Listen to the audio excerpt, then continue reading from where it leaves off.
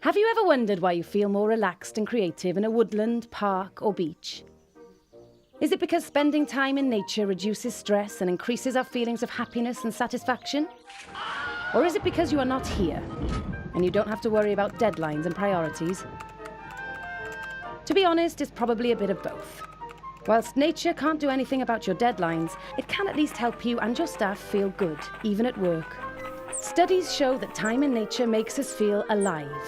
It increases your vitality, boosts your immune system, reduces stress, improves concentration and memory, and helps your body recover faster from ill health.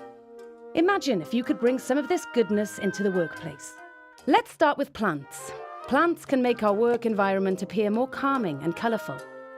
In fact, some plants, like aloe, peace lily, and spider plants, are so good at improving air quality and reducing stress and fatigue that they can actually save companies money by boosting creativity and helping reduce sick days.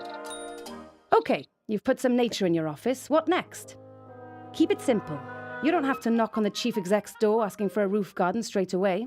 There are other ways that you can get nature into your day without it costing lots of time and money. Bring nature a little closer by providing food and shelter. You'll be surprised how much you can achieve, even in a small space. Think about using venues with green spaces for meetings and events. Leave your desk at lunchtime. One study found that 94% of people felt better after green exercise. Once your office space is an oasis, you may realize that your colleagues have started doing the same thing and everyone seems more productive and happier. Maybe now would be a good time to suggest that roof garden. This isn't just good for the people you work with, it's good for our communities and economy too. Cared-for environments help reduce crime, increase property prices and boost community spirit.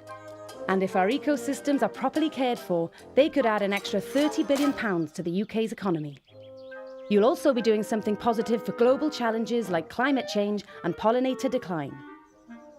Want to invite nature into your workplace? Environet is here to help.